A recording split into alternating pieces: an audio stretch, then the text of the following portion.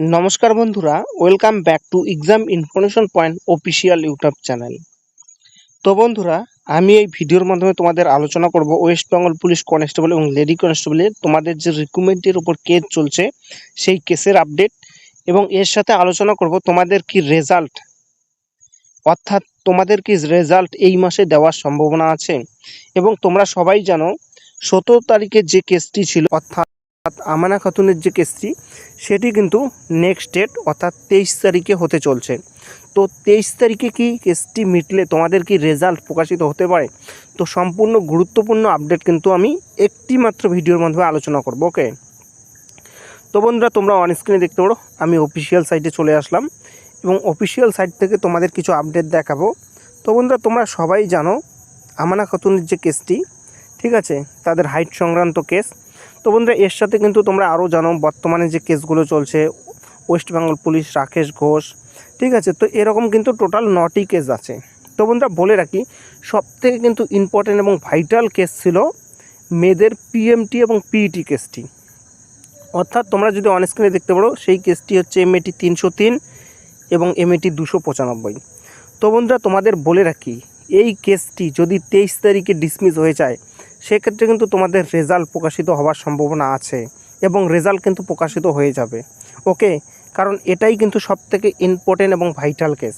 তো বন্ধুরা, এটাও বলে রাখি 17 তারিখ তোমরা সবাই জানো কেসের আপডেট অবশ্যই আমার চ্যানেলে পেয়ে যাবে। তোমরা যারা যারা দেখেছো যে 17 তারিখ কিন্তু কেসটি, তোমরা অন স্ক্রিনে দেখো, আমি তোমাদের একটু ভালো করে দেখাচ্ছি, ঠিক আছে। এই কেসটি না, যাই হোক আমি তোমাদের নেক্সটে দেখাচ্ছি।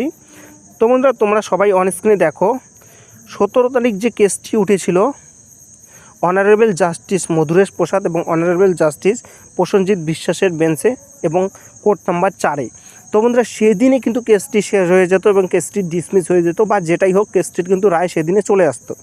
কিন্তু সেদিন কি হলো, পিআরবির তরফ থেকে যিনি ম্যাম গিয়েছিলেন তিনি কিন্তু একটা নেক্সট ডেট চেয়েছিলেন, অর্থাৎ তাদের নাকি পিআরবির চেয়ারম্যান আসেনি, যাই হোক পিআরবির নাকি বড় উকিল আসেনি, তো এর জন্য কিন্তু একটা নেক্সট ডেট চেয়েছে।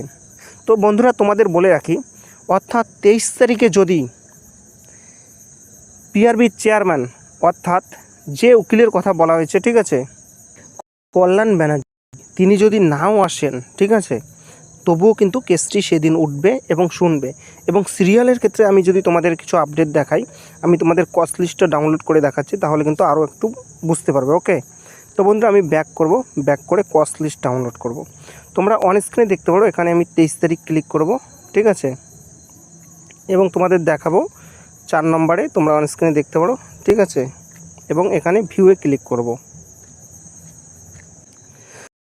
তো বন্ধুরা, তোমরা দেখতে পারো এটি কিন্তু কোর্ট নাম্বার 4-এ হবে, ঠিক আছে, অনারেবল জাস্টিস মধুরেশ প্রসাদ এবং অনারেবল জাস্টিস প্রসেনজিৎ বিশ্বাস। এবং সেক্ষেত্রে কিন্তু তোমাদের যে সিরিয়াল নাম্বার তোমরা সবাই জানো, তোমাদের কিন্তু সিরিয়াল নাম্বার 9 এবং 10। 23 তারিখে কিন্তু কেসটি তোমাদের 100% উঠবে। এবং পিআরবির যদি, অর্থাৎ পিআরবির যিনি উকিল আছেন অর্থাৎ কল্যাণ ব্যানার্জি, তিনি যদি নাও আসেন সেক্ষেত্রে কিন্তু জাজ শুনবে এবং রায় যা হবে সেটা কিন্তু জানিয়ে দেবে। সেক্ষেত্রে 23 তারিখে কিন্তু ভালো একটা আপডেট তোমরা আশা করতে পারো। তো কী আপডেট আসবে অবশ্যই আমি তোমাদের আমার চ্যানেলের মাধ্যমে প্রোভাইড করে দেবো, তোমরা অবশ্যই দেখে নেবে। এবং বন্ধুরা, তোমরা এটাও জানো ওয়েস্ট বেঙ্গলে কিন্তু এখন বর্তমানে ইলেকশন ঘোষণা হয়ে গেছে, ঠিক আছে।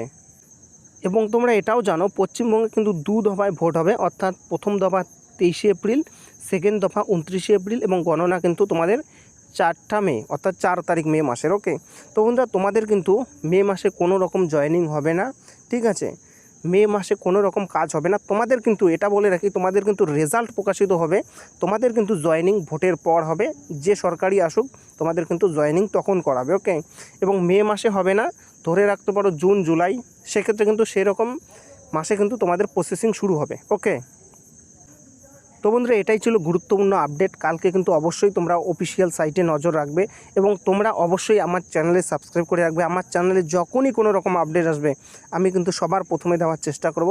তো অবশ্যই চ্যানেলটিকে সাবস্ক্রাইব করে রাখবে। 23 তারিখে কিন্তু তোমাদের একটা খুশির দিন আসতে চলছে। তো বন্ধুরা, অবশ্যই তোমরা চ্যানেলটিকে সাবস্ক্রাইব করে রাখবে। জয় হিন্দ, জয় ভারত, ধন্যবাদ।